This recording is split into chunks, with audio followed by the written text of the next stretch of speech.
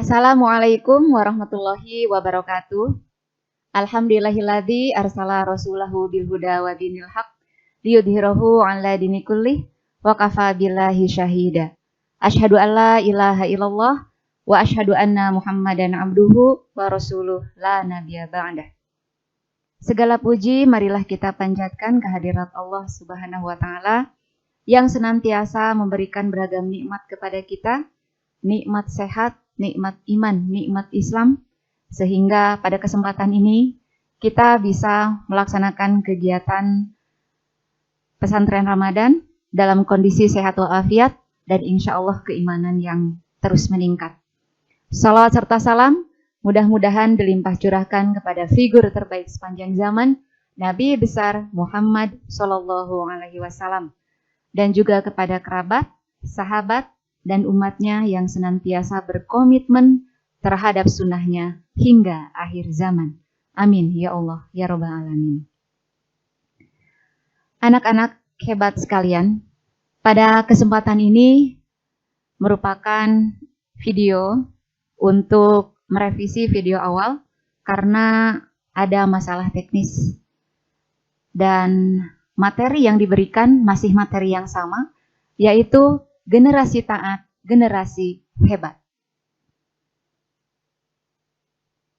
Adapun submateri yang akan disampaikan pada pertemuan ini di kesempatan yang berbahagia karena kita sedang melaksanakan saum dan juga ibadah di bulan Ramadan, insya Allah keberkahan senantiasa menyelimuti kita di hari-hari kita dan keluarga kita. Amin. Yang pertama adalah fenomena generasi muda di zaman sekarang ini. Kemudian kenapa kebanyakan para pemuda itu terlibat dalam tindakan-tindakan yang merupakan indikasi dari krisis moral. Kemudian generasi hebat atau generasi muslim hebat dalam lintasan sejarah yang akan memberikan motivasi serta inspirasi untuk kalian dan juga kita semuanya. Dan yang selanjutnya adalah how to atau cara menjadi untuk menjadi generasi hebat itu seperti apa. Kita awali dengan fenomena generasi muda yang hidup di zaman sekarang, yang biasa kita sebut sebagai generasi abad 21 atau Gen Z. Dan itu adalah kalian. Karena kalian lahir dan hidup di abad 21 yang merupakan abad dengan kecanggihan teknologi yang luar biasa dan terus-menerus tumbuh berkembang dari detik ke detik. Ketika kalian lahir sudah berkenalan dengan yang namanya teknologi, dengan internet dan sebagainya. Yang di zaman ibu dan yang seangkatan ibu pada waktu itu belum sama sekali kenalan dengan hal-hal yang kalian kenali hari ini. Banyak tantangan tentunya dan juga peluang di dalamnya. Tapi marilah kita lihat dulu fenomena yang kita temui pada saat ini di sini kini.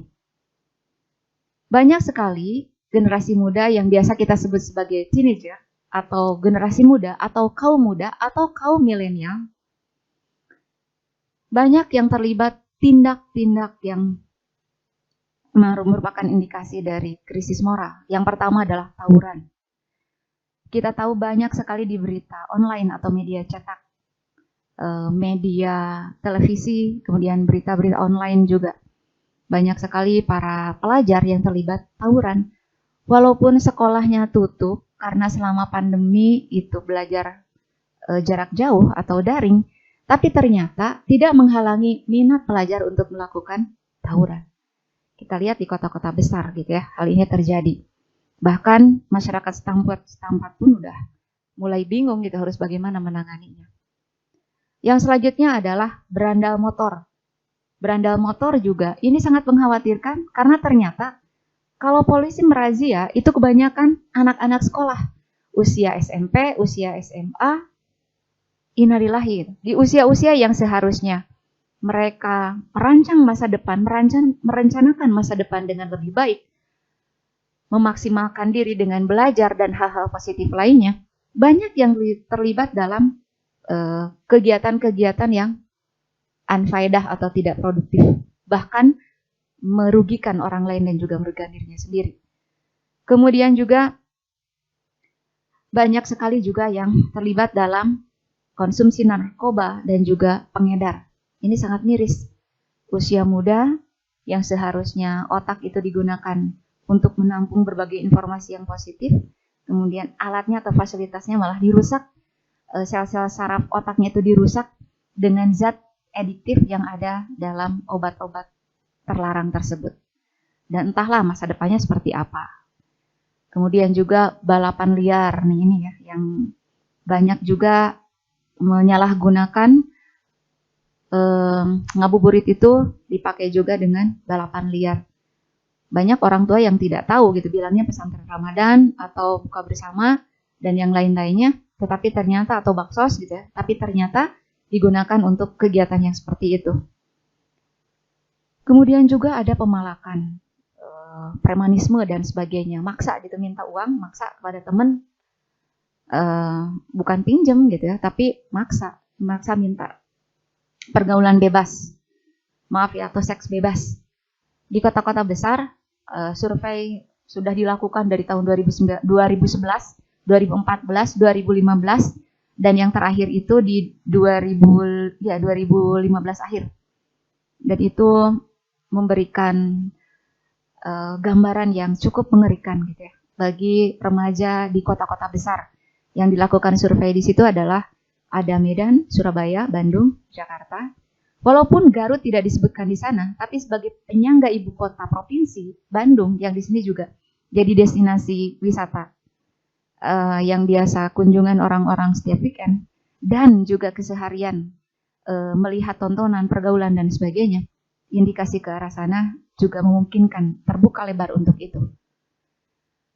Dari pergaulan bebas, seks bebas seperti itu gitu, akhirnya juga ada aborsi, kemudian juga tindakan-tindakan hal yang lainnya juga. Kemudian terlibat kasus bullying. Nah ini bullying juga sesuatu yang merugikan begitu ya, bukan hanya untuk si korban, tapi juga untuk dirinya sendiri. Karena bukan berarti kita percaya karma gitu. Tapi ketika kita membuli suatu kelompok itu juga balik membuli. Atau kepada seseorang itu juga bilang sama siapa. Di usia-usia kalian itu sangat rawan ditindak atau jadi di-repress atau ada tindakan represif itu dari orang-orang dewasa gitu, seperti itu. Dan tindak kriminal lainnya. Karena kita tahu dari kasus-kasus yang kita baca lewat media sosial, kasus-kasus yang sebenarnya itu bisa diselesaikan secara pribadi dan sebenarnya juga kasusnya pribadi dan sederhana gitu, seperti menyukai seseorang, ternyata orang itu menyukai temannya sendiri atau berselingkuh dengan temannya, nyesek gitu seperti itu, malah berujung dengan tindakan perkelahian yang memang sebenarnya tidak bertujuan untuk membunuh, akhirnya terjadilah pembunuhan. Itu kan sesuatu yang miris di usia yang seharusnya lagi mekar-mekarnya gitu ya. Kalau bunga ini lagi berkembang gitu ya kalian. Tapi terlibat tindakan-tindakan yang malah merugikan diri sendiri, masa depan, keluarga, sekolah, termasuk juga bangsa gitu ya. Ini dari sisi gaya hidup pun untuk di zaman yang sekarang ini, kaum muda atau yang disebut dengan kaum milenial atau generasi muda itu lebih banyak ini Ibu berbicaranya dengan kebanyakan, bukan berarti aku enggak begitu. Tapi ini secara umum gitu ya. Jadi lebih mengedepankan penampilan dibandingkan dengan isi kepala atau isi otak. Jadi lebih mengedepankan itu. Nah, pertanyaannya, kenapa sih banyak generasi muda yang terlibat gitu ya dalam tindakan-tindakan yang disebutkan tadi? Penyebabnya ternyata sangat beragam, begitu ya. Ini bukan kata Bu Epon, tapi ini menurut pakar psikologi dan juga pakar pendidikan, pakar sosial. Kalau di sekolah ini guru BK juga paham banget tentang ini. Orang tua juga mungkin ya, orang tua yang di rumah yang mendampingi putra-putrinya, bisa juga kita sharing bahwa ternyata penyebab generasi berperilaku negatif seperti tadi, itu adalah yang pertama, masalah keluarga. Ternyata itu ada di dalam lingkaran atau lingkungan yang terkecil dulu. dari keluarga. Yang di dalam keluarga itu karena orang tua kurang memberikan kasih sayang, perhatian, karena terlalu sibuk. Bisa sibuk karena kerja atau sibuk karena masalah masing-masing, sehingga anaknya itu mencari perhatian atau kasih sayang di luaran, ingin didengarkan, ingin curhat dan sebagainya susah. Karena di usia-usia seperti kalian memang butuh teman atau butuh orang yang mendengarkan. Sebenarnya bukan solusi teuing gitu ya. Karena permasalahan kalian sebenarnya masih sederhana, tidak ribet orang dewasa gitu. Orang tua harus mikirin biaya kuliah, mikirin utang, mikirin negara gitu ya, harus ini bagaimana gitu. Kalian kan sederhana sebenarnya. Tetapi kalau permasalahan tidak ada ruang dan juga tidak ada teman untuk diajak curhat atau mendengarkan, memang bisa bertumbuh. Dan itu berbahaya. Karena kesibukan orang tua, karena KDRT, kemudian juga perceraian. Walaupun sekali lagi tidak semua bisa berakhir seperti ini gitu ya. Ini mah secara umum. Yang selanjutnya adalah melemahnya kontrol sosial. Orang-orang ternyata sudah tidak peduli lagi dengan orang lain. Jadi ini miris sebenarnya. Sikap orang Indonesia yang sejauh ini disinyalir atau disebut sebagai orang yang begitu peduli, empati kepada orang lain, gotong royong dan sebagainya. Tapi ternyata di akhir-akhir ini itu udah mulai hilang. Kontrol sosialnya lenyap. Ketika ada laki-laki perempuan berseragam sekolah malam-malam gitu, itu amat jarang sekali orang lain mengingatkan atau orang tua di jalan yang ketemu atau orang dewasa ketemu mereka di jalan. Lah, ini anak-anak masih berseragam, belum pulang, cepat pulang nak. Atau bilang dulu sama orang tuanya, habis pulsa atau gimana, ini telepon orang tuanya biar jemput, nggak ada. Atau yang pegangan tangan di jalan, atau di tempat-tempat yang memang dia hanya berdua di sana, yang berdua-duaan dong. Atau mirisnya lagi, ketika ketemu dengan keluarga, orang tua, bahkan oleh guru sendiri itu ditanya gitu, udah punya pacar belum? Nggak ditanya, Mbak, kamu sekarang aktivitasnya apa sih gitu? Atau kamu ikut ekskul apa? Itu lebih menggairahkan buat dia. Kenapa anak-anak lebih bergairah ketika ditanya punya pacar? Bagi yang punya pacar, yang nggak punya pacar, mikir juga ya, berarti aku harus punya pacar dong. Jadi maksudnya bukan berarti nggak boleh pacaran, gitu. Tapi cobalah pertanyaan-pertanyaan juga yang menggugah kesadaran anak untuk melakukan sesuatu yang positif, sesuatu yang dibanggakan, gitu ya. Yang hal tersebut memang membanggakan buat dia. Kayak sekarang garapan kamu apa sih sama teman kamu? Gitu. Atau lagi seneng apa gitu? Sesuatu yang membuat dia jadi, oh iya, aku sekarang sebenarnya lagi suka kalau buka channel YouTube itu DIY. Jadi aku suka pernak-pernik merchandise seperti ini, suka banget. Atau aku lagi seneng baca buku ini. Sesuatu yang membuat meng-create dirinya itu lebih kreatif, lebih positif. Yang selanjutnya jangan salah nih guys, pergaulan. Pergaulan di usia kalian benar-benar berpengaruh. Bahkan lebih berpengaruh dibanding dengan orang tua di rumah yang hanya berapa jam bisa jadi. Karena orang tuanya sibuk ya. Bukan sekarang mah di rumah terus karena pandemi. Kalaupun di rumah karena kerja, WFH itu bisa jadi di masing-masing laptop, di masing-masing ruangan, di masing-masing kamar. Komunikasinya paling ketika sudah lapar makan, itu pun bisa jadi makannya dibawa ke ruangan masing-masing. Jadi ya seperti itulah kondisi kita. Pergaulan itu bisa berpengaruh. Makanya kalau ada orang yang, kalau teman jangan pilih-pilih. Ya harus lihat dulu, dia pilih-pilih lah. Bagaimana teman kalau menjerumuskan kita ke hal yang tidak baik? Dia bertanggung jawab enggak? Enggak. Dia hanya sebatas ingin ditemani untuk melakukan hal yang membuat dia happy. Gitu. Ketika seorang jatuh terperosok, dia ya angkat tangan juga, gitu ya, seperti itu. Makanya ibu di beberapa kesempatan selalu mengingatkan berkaitan dengan perihal pertemanan ada 3 ring. Yang pertama itu yang disebut dengan sahabat sejati atau soulmate, sahabat dekat. Itu adalah orang-orang yang benar-benar harus membuat dia nyaman karena ternyata si orang itu teruji bisa menjaga rahasia. Dan dia memiliki attitude atau akhlak, kalau bahasa Islamnya itu yang bagus. Agamanya juga bagus, sholatnya. Kemudian dengan orang tua menghargai dengan keluarganya juga. Kemudian sama temannya juga menghargai dan bisa menjaga rahasia. Eta dijadiin ring 1. Kemudian kalau ring 2-nya itu teman. Teman biasa yang tetap berteman dengan mereka, bisa bekerja kelompok dengan mereka, bisa jalan bareng sama mereka, tapi tidak untuk dijadikan teman curhat. Jadi jangan curhat kemana-mana, nanti ember kemana-mana bocor, sehingga rahasia pribadi jadi rahasia umum. Itu juga nggak bagus. Dan yang ketiga adalah teman, dia cukup tahu aja, dia teman aku, oh ya dia teman aku sekelas, oh dia teman aku se-SMP. Ketika ketemu, say hello, senyum, ingat, walaupun kalian punya soulmate, jangan terus-terusan sama itu terus. Itu menimbulkan kecemburuan dan itu nggak bagus juga. Apalagi dilihatin di depan teman-teman di kelas, biarkanlah. Karena sahabat sejati, walaupun jauh, hatinya tetap dekat, serius. Dan tahu, nanti juga bakal. Jadi berkelompok dengan siapa saja. Jajan ke kantin dengan siapa saja, buka bersama, hayu sama siapa aja. Dan jangan memaksa, tidak menekan, soulmate. Kamu datang, aku datang. Kalau kamu enggak begitu juga. Biarkan sahabatnya untuk berkembang. Karena ada hubungan yang toksik seperti itu. Dan membuat si sahabat nggak berkembang. Itu juga nggak bagus, tinggalin. Jadi intinya, sahabat yang baik itu yang seperti apa? Yang membuat dia tumbuh menjadi pribadi yang lebih positif. Tadina tuh rajin sholat, tajang babaturan jeung si eta mah. Berarti halus. Dan ini termasuk bullying juga loh, menurut pakar psikologi.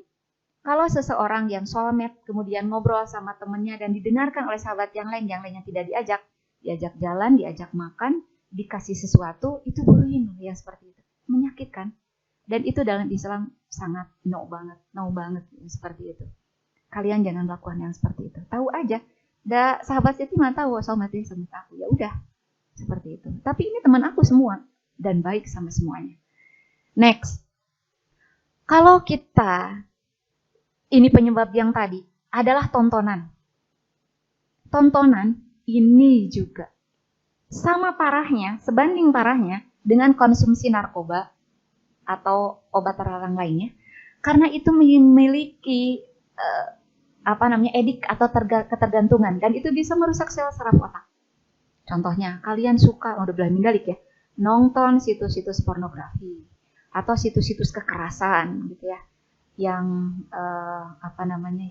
yang sebenarnya websitenya susah untuk dibuka, tapi ternyata bisa juga sih untuk bisa masuk ke kekerasan, bahkan ditampilkan di situ, tidak ada blur-blurnya di situ. Di usia kalian yang usia seperti masih di bawah 17, masih di bawah 18, rawan sekali kalian jadi edik, jadi ingin terus nonton, lihat. Jadi ketika tidak melihat, sama juga. Jadi ada sesuatu yang something lost, ada sesuatu yang hilang. Seperti orang yang main game setiap saat, setiap waktu. Dan ternyata di hari itu dia tidak main game. Itu kayak ada sesuatu yang hilang. Bahkan HP pun bisa jadi edik buat kalian. Itu nggak positif. Ketika nggak pegang, nggak lihat, wah kayak orang kesurupan. Itu juga bisa jadi lama-lama nggak bagus juga. Yang terakhir nih, minimnya pendidikan agama dan budi pekerti dengan kemasan yang menarik untuk anak muda. Kan kalian mikirnya gini, ikut kajian, pengajian, bapak-bapak gitu mah, ibu-ibu ataupun kalaupun di channel YouTube yang kelihatan yang ngasihnya ininya juga bapak-bapak gitu, kayak gimana gitu ya, kayak nggak asik gitu ya. Ya tapi sebenarnya kalau kalian tahu, banyak sekali channel YouTube yang kalian banget, yang kamu banget, bahasanya juga bisa difahami. Seperti Hanan Ataki, itu bagus, buka channel YouTube-nya. Ataupun kita mendengarkan murotal Al-Quran terus-terusan, seperti itu, nggak musik barat, terus nggak Koreaan banget terus. Jadi kita seling dengan itu, bukan berarti tidak boleh gitu ya. Itu usia kalian, emang silakan, itu masanya untuk itu. Tapi ingat, kita adalah makhluk yang bertuhan, kita makhluk yang beragama. Maka nilai-nilai itu harus ditumbuhkan di dalam diri. Oke, next. Krisis moral apapun bentuknya yang tadi disebutkan apa dan masih banyak lagi kalau diurai, sangat unfaedah atau tidak berfaedah. Untuk masa depan kalian, jelaslah. Kalau kalian melakukan tindakan-tindakan yang melawan hukum, melanggar hukum, catatan kriminalnya sampai kapanpun tetap ada. Rugilah masa depan kalian. Karena ada catatan di situ. masa depannya seperti apa. Di sana ada catatan kriminal, tindak kriminal terlibat. Kemudian jadi beban bangsa dan negara, bukan hanya untuk keluarga. Karena orang-orang yang seperti itu gitu ya, dia jadi umpamanya dia pengedar, dia pemakai dan sebagainya. Tidak ada jiwa untuk kreativitas dan sebagainya. Mau berpikirnya kan negatif jadinya. Aku pingin ini, jadi dia akhirnya mencuri, bahkan membunuh dan sebagainya ke sana. Kemudian juga karena dia masih hidup terus, maka ya disuplai makanannya, kan jadi beban. Kemudian juga harus diberi makan, tempat tinggal, pakaian dan sebagainya. Membebani keluarga, ya otomatis membebani negara dari bangsa. Seperti itu, sama sekali tidak berfaedah. Nih, anak-anakku sekalian, Ibu ingin mengenalkan kepada kalian sosok-sosok pemuda-pemuda hebat atau generasi hebat yang tercatat dalam sejarah Islam yang mungkin kalian amat asing mendengarnya. Berbeda ketika disebut pesona BTS, lancar nyebutnya Jimin, Jungkook, V, RM, Suga gitu kan. Sahadi ada ayat 7-nya. Kemudian belum Stray Kids, kemudian yang lain-lainnya. Aktor-aktor Hollywood lancar menyebutkannya. Tetapi untuk menyebutkan generasi yang tercatat dalam sejarah, yang tercatat di dalam Al-Quran, yang memberikan inspirasi dan motivasi luar biasa, nggak tahu. Makanya Ibu mau mengenalkan. Yang pertama ada yang disebut dengan Mus'ab bin Umair. Mus'ab bin Umair itu adalah pemuda tampan dan kaya raya. Ganteng. Kalau kalian mikirnya ganteng itu siapa ya? Susah kan kalau untuk beda ininya ya. Cuma kan banyak di antara kalian yang memang mengidolakan artis-artis atau Korea gitu ya. Jadi kalau yang sejauh ini kan yang disebut dengan orang ganteng itu kan masuk dalam 100 terganteng di dunia. Ada satu contohnya Tae Jungkook ataupun V kayak gitu. Ataupun ada selebgram dan sebagainya. Ini Crazy Rich. Nah, ini kalau kita mah sekarang Crazy Rich Mus'ab bin Umair. Dia kaya, dia tampan, terkenal, wah digandrungi sama cewek-cewek Mekah waktu itu. Dan dia memiliki kekayaan yang kalau sekarang kan indikator kaya itu memiliki di garasinya yang berjajar berapa sih mobil mewah di sana gitu. Supercar di sana berapa gitu. Atau ATM-nya berapa saldonya, rumahnya berapa, apartemennya berapa, seperti itu. Di zaman dulu itu indikator kekayaan seseorang itu dilihat dia punya kuda berapa puluh sih, kuda-kuda yang luar biasa gagah, bagus. Kemudian unta-unta yang luar biasa, unta-unta merah, ayah nama Ferrari gitu ya, punya seperti itu, supercar. Kemudian juga yang lainnya, dia punya kambing berapa bukit gitu, puluhan ribu gitu, atau berapa bukit ini tuh berapa gitu, domba dan sebagainya. Kemudian perkebunan anggur, apel dan sebagainya, luar biasa. Tapi setelah dia mendapatkan cahaya Islam, kemudian dia tahu apa yang harusnya dia lakukan. Dia tidak memamerkan itu semuanya, tapi dia melakukan kemampuan dirinya karena dikenal masyarakat. Harta kekayaannya juga bukan diberikan semuanya ya, tetapi untuk diinfakkan gitu di jalan Allah, fisabilillah. Dan dia menjadikan dirinya juga menjadi sahabat Rasulullah dan menyampaikan apa yang bisa aku lakukan Rasulullah dengan aku yang aku miliki ini. Rasulullah melihat karena Umair gitu ya, Mus'ab bin Umair itu memiliki banyak sekali kelebihan dan dia juga memiliki kecerdasan karena kefasihannya untuk menyampaikan dakwah, maka Rasulullah dan keterkenalannya serta parasnya yang rupawan, maka Rasulullah memilih akhirnya beliau untuk berdakwah di Madinah. Cerdas juga Rasulullah. Ini juga sebagai strategi dakwah. Disukai banyak orang kan, kalau yang pendakwahnya dengan tampilan yang menawan, dia kaya, terkenal, jadi selebgram, makanya nggak masalah kalian menjadi selebgram, tapi selebgram atau jadi YouTuber, content creator, nggak masalah. Tapi isilah dengan hal-hal yang positif, yang benar-benar berfaedah untuk umat, untuk masyarakat banyak. Begitu. Nah ini masih banyak beberapa gitu mau sampaikan. Ada Zaid bin Haris juga, dia masih sangat belia, tapi dia udah bilang sama Rasulullah, ya Rasulullah, aku memiliki tenaga nih, masih muda, bolehkan aku ikut berperang? Rasulullah mengiyakan boleh, tapi sebelumnya juga ikut latihan, berkuda, ikutan main pedang, kemudian juga bela diri dan sebagainya. Ingat loh, dulu berperang itu belum pakai teknologi dan jarak jauh dan sebagainya. Ini 1 lawan 1. Jadi benar-benar keberanian itu harus diasah. Benar-benar orang yang tergabung dalam pasukan Rasulullah itu adalah the brave, benar-benar pemberani. Dia main pedang teruji, kemudian juga fisiknya juga teruji, tinggi badannya diukur, benar-benar kayak mau masuk wajib militer dulu sebelumnya. Jadi nggak sembarangan. Dan Zaid bin Haris walaupun usianya masih muda, dia memperlihatkan bahwa ya Rasulullah, aku tangguh, aku kuat, aku bisa. Kata Rasul, oke, kalau begitu. Itu Zaid bin Haris. Kemudian ternyata perempuan pun ada. Ini nih anak-anak ibu yang perempuan bisa bertanya, Bu, dalam sejarah sahabat Rasulullah ada nggak sih perempuan yang ikut gabung di situ berjuang bersama Rasulullah dan masih muda? Jawabannya ada. Namanya Nusaibah binti Ka'ab. Beliau adalah perempuan yang tangguh luar biasa, jago main pedang, bisa sangat mahir menunggang kuda, dan kelebihannya apa coba yang lainnya? Dia adalah seorang perawat. Perawat kalau di rumah atau dibuka praktek, di rumah atau di puskesmas itu biasa-biasa saja. Tapi ia mau buka prakteknya di mana? Di medan pertempuran. Yang setiap detik, setiap saat itu berjatuhan korban dan itu berdarah-darah. Waktu itu makan ada yang tersabat pedang lehernya, tangannya, kakinya buntung. Tangannya buntung sebelah, tapi setelah itu dibalut kemudian siap maju lagi. Ada yang terkena panah, parang, pedang, tombak, dan dia perempuan yang tangguh, siap untuk itu.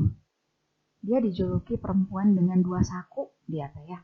Karena ketika dia naik kuda dan dia ngambil, ini dalam sejarah yang ibu baca, ibu jadi tersemangati, ya wah ternyata perempuan ini hebat banget. Dia ketika melihat di area sana sudah ada korban dari pihak muslim, dari pihak Rasulullah, dia memacu kudanya ke area pertempuran, kemudian dinaikkan itu korban ke kudanya. Setelah itu kemudian juga ada yang pakai belangkar dan pakai roda, kemudian dia dengan begitu beraninya ngambil ke pinggiran seperti itu. Dan di sebelah kanannya dia pegang ini yang PMR ya, tahu kan kalau untuk ngebalut yang luka, yang patah tulang dan sebagainya. Bari ketika itu kan dia tidak dalam kondisi yang baik-baik saja, wah kesabetan pedang dan sebagainya, tapi luar biasa, dia benar-benar tangguh dan banyak sekali para pejuang yang diselamatkan sama dia. Dan di sebelah kiri kenapa dua saku ya, bukan saku lah istilahnya kayak 2 tas besar gitu yang dia bawa di kiri kanan pinggangnya, berarti kuat banget kan dia lari dari bawah itu. Yang kirinya air, jadi yang di tengah udah kehausan tuh para pejuang itu kasih minum, balikin lagi, yang ini kemudian membalut lukanya, kemudian dia mundur lagi ke belakang, luar biasa. Yang selanjutnya adalah ini yang paling dekat ya kalau kalian tahu, membaca sejarah tentang benteng Konstantinopel, itu merupakan benteng di sebelah timur Eropa yang bisa didobrak hanya oleh sosok ini. Dari dulu sangat dirindukan oleh Rasulullah SAW supaya Islam itu bisa masuk ke Eropa. Tidak ada yang mampu, hanya ini. Pemuda Al-Fatih di usia 19 tahun, masih muda atau ya. Kalau kalian sekarang 12, 13, 14 itu istilah masih 11, masih sejajaran lah. Kalau di Ayeuna mah mungkin keluar SMA, kuliahan, masih muda, sangat muda. Tetapi beliau dididik, dibinanya masih dalam usia-usia kalian, masih sangat muda. Sehingga dia memiliki kemahiran yang luar biasa. Dia bisa merobohkan benteng Konstantinopel, sehingga dengan jasa beliau Islam bisa menyebar di Eropa dan kemudian berjaya di sana. Itu namanya Muhammad Al-Fatih. Dan beliau merupakan pakar dalam bidang kemiliteran, sains, matematika, dan menguasai 6 bahasa. Kalian kenal Vicky Naki? Itu kan memiliki banyak bahasa. Tapi dia merayu cewek di TV gitu. Gak masalah sih, dia punya kelebihan. Maksud ibu adalah, sekarang kalian suka bahkan lihat channel Vicky Nati jutaan kan yang nonton subscribernya, bisa juga kalian jadi subscriber dia. Ternyata pada zaman dulu pun dalam sejarah Islam ada tokoh Islam yang luar biasa, menguasai 6 bahasa. Nah, disebutkan bahasa apa saja, cuma pada zaman itu yang teknologi masih sangat jauh. Sekarang mah bisa belajar lewat YouTube, bisa belajar lewat manapun gitu ya, apapun bahkan gratis bisa. Asal mau bisa, tapi dulu dengan segala keterbatasannya. Kemudian para ilmuwan muslim yang berperan penting terhadap sains, teknologi masa kini seperti Ibnu Sina di masa lalu, Avicenna kalau orang barat menyebutnya, itu ahli biologi, kedokteran dan sebagainya. Kemudian ahli matematika. Di sini ada Al-Khwarizmi, ada Jabir Al-Hayyan, ahli kimia, Ibnu Rushdi, ahli astronomi. Kemudian banyak juga ahli yang lainnya. Dan itu menjadi referensi di kampus-kampus terkenal di dunia. Itu jadi referensi. Dan pada zaman itu Islam mencapai puncak peradabannya di zaman pertengahan. Kita akan melihat kenapa mereka bisa seperti itu. Bisa menguasai semua teknologi, menguasai ilmu pengetahuan, dan memuncaki peradaban. Apakah mereka orang-orang yang tidak jauh dari nilai-nilai Islam? Justru sebaliknya, mereka amat dekat, amat taat dengan Allah dan Rasulnya. Nah, generasi muda muslim yang tadi dalam sejarah, ini yang diabadikan dalam Al-Quran. Kalian pernah dengar nama Al-Kahfi? Itu nama surat dalam Al-Quran. Itu adalah salah satu surat dalam Al-Quran yang menggambarkan 7 pemuda soleh. Dalam sejarah itu ditambah dengan 1 ekor anjing sebagai temannya. Beliau yang 7 orang itu benar-benar didolimi oleh penguasa pada waktu itu. Sehingga dalam rangka menyelamatkan akidah Islamnya, karena ingin memurnikan ketaatannya, mereka akhirnya mencari tempat berlindung dan akhirnya menemukanlah gua.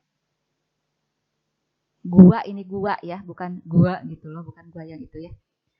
Dan di sana mereka kemudian ngobrol gitu ya, beribadah, berzikir kepada Allah dan qadarullah, atas kuasa Allah. Mereka kemudian tertidur dalam damai. Tidurnya berapa lama coba? Ditidurkan oleh Allah itu berapa lama? 3 hari? 3 minggu? 3 bulan? No. Allah menidurkan mereka dan dalam kondisi yang masih hidup selama 3.000 tahun. Wah, lama banget ya. Benar, dalam kondisi yang masih hidup. Dan ternyata ini ada yang menelusuri ya, secara ilmiah kenapa mereka masih bisa hidup walaupun mereka tertidur demikian lama gitu. Itu ternyata si guanya itu dalam kondisi dengan sirkulasi udara yang sangat bagus. Tidak lembab, tidak kering dan juga tidak terlalu dingin. Cahaya matahari pun masuk dengan sangat bagus, tidak terlalu cahaya masuk terlalu banyak sehingga menjadi panas dan kering, tidak. Tetapi membuat tetap hidup, tapi anjingnya mati. Dan kemudian ada salah seorang di antara mereka yang terbangun. Dan dia menengok kiri kanan, semuanya kemudian terbangun, anjingnya sudah tidak ada, dia merasa lapar. Dan bertanya sama sahabatnya, aku lapar, ya kita masih ada uang kayaknya, ya kita cari makan. Dengan mengedap-ngedap mereka keluar dari gua. Dengan suasana yang sudah sangat berbeda. Dan akhirnya dia menemukan warung dengan koin atau mata uang yang membuat orang itu terkejutnya luar biasa. Karena itu adalah mata uang yang sudah tidak berlaku lagi beribu-ribu tahun yang lalu. Dan ternyata mereka adalah orang-orang yang ada dalam sejarah yang dilindungi oleh Allah dengan tidurnya itu. Dan selanjutnya, mengapa generasi masa lalu begitu luar biasa? Sejarah menuliskan bahwa para pahlawan dan ilmuwan muslim ini lahir pada masa puncak keemasan peradaban Islam. Di mana mereka hidup dengan suasana pemikiran, perasaan, peraturan yang satu, yakni Islam. Al-Quran dan As-Sunnah itu dijadikan landasan, menjadikan standar dalam perbuatan, sehingga ketaatan pada Allah dan Rasulnya itu menjadi pijakan yang utama. Itu pada masa itu. Kalau pertanyaannya mengapa generasi masa lalu itu begitu luar biasa? Nah, Ibu ingin menyampaikan, taat, yakin, jadi hebat. Jadi jangan mikir bahwa zaman sekarang taat kayaknya ketinggalan deh. Bahkan ada wacana, ini dengar-dengar dari berbagai tulisan-tulisan dan juga diskusi orang-orang, dan ini bukan orang-orang sembarangan, yang mensinyalir bahwa agama itu bisa jadi suatu hambatan seseorang untuk maju. Karena terlalu banyak pertimbangan, begitu. Lihat negara luar yang sekuler, agama itu hanya menjadi urusan individu, tidak diurus oleh negara, mereka jadi maju, gitu ya. Mereka berpikir, ya udah, kayaknya agama nggak usah jadi mata pelajaran, nggak usah jadi bahan yang harus ada, gitu ya, dalam tahapan pendidikan, dalam di tingkatan sekolah, gitu ya, ataupun jadi bahan perbincangan kita, gitu, di lingkungan pendidikan kita. Yakin seperti itu. Itu generasi yang tadi, itu jadi bukti. Kemudian selanjutnya, jangan salah, orang-orang hebat masa sekarang, Muslim ataupun non-Muslim, contohnya si Mark, yang penemu Facebook itu, kemudian yang mengakuisisi WhatsApp dan juga Instagram. Itu adalah orang Yahudi yang dia mengikuti prinsip-prinsip ketaatan pada ajaran agamanya, termasuk juga yang lain-lainnya. Jadi dalam sejarah tidak ada satu pihak pun yang dia menjadi sukses tanpa ketaatan pada prinsip-prinsip yang dia yakini. Jadi salah besar kalau beranggapan bahwa ketaatan seseorang pada Tuhannya itu menjadi seseorang tidak akan sukses atau tidak akan jadi hebat. Ibu akan menyampaikan suatu berita gembira dan juga motivasi ya buat kita. Bahwa di dalam Quran surat Ali Imran ayat 110, A'udzubillahi minasyaitonirrajim, ukhrijat linnasi ta'muruna bil ma'ruf wa yanhauna 'anil munkar. Yang artinya, kamu, kata Allah, kamu, umat Rasulullah, adalah umat yang dipilih Allah menjadi umat terbaik, yang mengajak orang lain untuk melakukan kebaikan dan mencegah kemungkaran. Jadi kita diamanahi untuk menjadi orang-orang penyeru kepada kebaikan dan meninggalkan kemungkaran. Kita harus pede, harus percaya diri. Jadi generasi taat yang menjadi generasi hebat itu akan terwujud apabila sistem pendidikan Islam dijalankan dengan maksimal. Kemudian di situ juga ada peran orang tua, kontrol masyarakat, dan kebijakan negara begitu sinergis.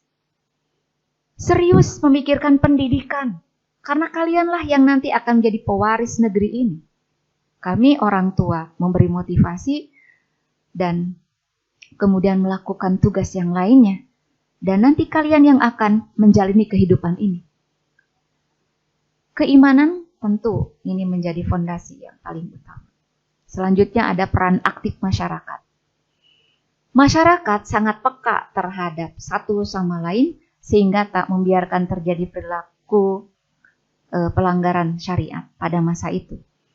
Juga negara sebagai elemen terkuat mengarahkan perhatiannya untuk senantiasa memelihara akidah umat, melakukan upaya pencegahan pelanggaran hukum, dan ketika sudah terjadi pelanggaran akan cepat bertindak dan menghukumnya dengan bekal syariat pada waktu itu. Jadi sinergisme antara masyarakat, orang tua, dan juga pemerintah itu benar-benar memiliki perhatian yang sangat kuat terhadap generasi sehingga akan lahir generasi yang taat dan juga hebat. Jadi peran orang tua juga sangat penting. Terima kasih para orang tua yang hadir juga ikut mendampingi putra-putri di sini. Karena kami pun di sini guru adalah orang tua juga. Di rumah punya keluarga dan di sekolah punya tanggung jawab untuk meningkatkan putra-putri Bapak dan Ibu. Jadi yang disebut dengan generasi yang hebat itu adalah mereka bukanlah hanya generasi yang mahir dalam akademik tetapi miskin akhlak dan adab. Karena sesungguhnya Islam mengajarkan bagaimana ilmu kehidupan itu bersinergi dengan pengetahuan keagamaan kita atau ketaatan kita kepada Allah dan Rasul-Nya. Mereka berilmu dan mengamalkan ilmu keagamaannya dalam kehidupan sehari-hari. Jadi saling keterkaitan satu sama lainnya. Ketika paham tentang ajaran agamanya, itu akan berbuah amal soleh. Dan amal soleh itu yang akan memberi dampak positif bagi masyarakat dan juga masa depan sebuah bangsa dan negara. Begitulah sepanjang sejarah Islam melahirkan generasi terbaik. Dan kita pun diamanahi untuk tetap melanjutkan estafeta perjuangan itu menjadi generasi terbaik, generasi yang hebat. Generasi yang hebat tidak lahir begitu saja, tetapi dirancang, dipersiapkan, dibimbing terus-menerus, dan akhirnya mereka menemukan dirinya sebagai pelaku sejarah yang harus berbuat sesuatu untuk bangsa dan negaranya, keluarganya, agamanya, dan dengan penuh kebanggaan dan tanggung jawab. Sekali lagi ini untuk menekankan saja, oleh siapa? Ya tadi sudah disampaikan, sinergisme antar berbagai pihak. Di situ ada pemerintah lewat sistem pendidikan, kemudian juga orang tua, masyarakat secara umum, dan juga kaum pemodal. Karena pendidikan itu butuh biaya yang sangat besar. Stakeholder dan yang lainnya juga terlibat di dalamnya. Semua serius memikirkan pendidikan di Indonesia.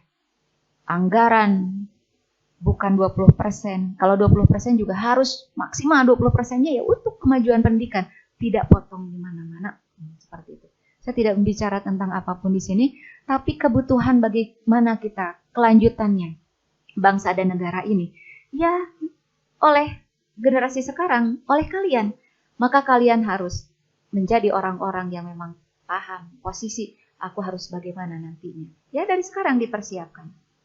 Maka ketika kita hari ini menginginkan kegemilangan itu diraih, kuncinya hanya satu, membumikan Al-Quran dengan sempurna, sehingga terbentuklah generasi taat yang hebat dan meraih kembali umat terbaik.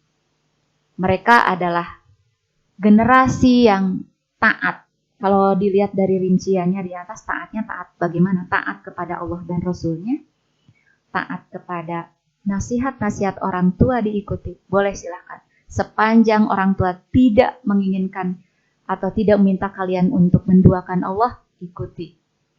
Kemudian juga taat kepada aturan sekolah.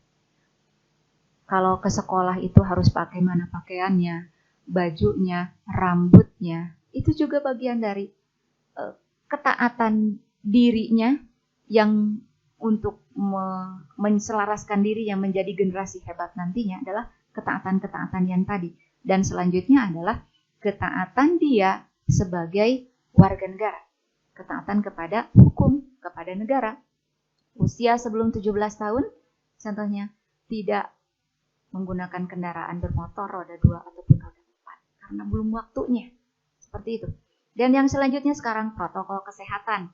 Jadi kalau kemana-mana pakai masker, kemudian menjaga jarak dan mencuci tangan. Itu dalam rangka untuk menjaga kesehatan kita dan juga kesehatan keluarga serta orang lain. Itu juga diatur, ada undang-undangnya, maka taatlah dengan itu. Tidak gaya-gayaan, corona masih saya dan sebagainya.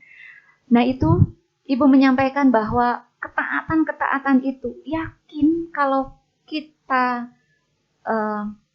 taat dengan apa yang tadi disampaikan, ketaatan kemana pihak mana saja dan sebagainya, bagaimana caranya tadi sudah disampaikan, maka nanti kalian akan menjadi generasi hebat yang bisa diandalkan.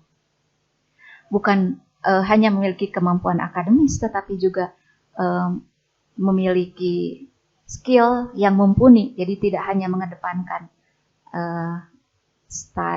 lifestyle gitu kan, gaya hidup. Sekarang lebih banyak seperti itu. Tetapi juga mengedepankan skill life atau kemampuan keterampilan hidup. Karena pada masa depan kalian itu tantangan lebih besar. Kalau kalian tidak menyiapkan diri dari sekarang, maka akan terlewat. Ibu ingin mengakhiri pertemuan kita ini dengan sebuah kata-kata motivasi yang disampaikan oleh seorang penyair dari Pakistan, Muhammad Iqbal. Di jalan ini tak ada tempat untuk berhenti. Sikap lamban berarti mati. Mereka yang bergerak, merekalah yang di depan. Yang menunggu sejenak sekalipun pasti tergilas. Kalian jangan jadi generasi penunggu, tapi harus menjadi generasi rahmatan lil alamin. Seperti halnya Islam adalah agama rahmatan lil alamin, yaitu yang memberi rahmat bagi alam semesta.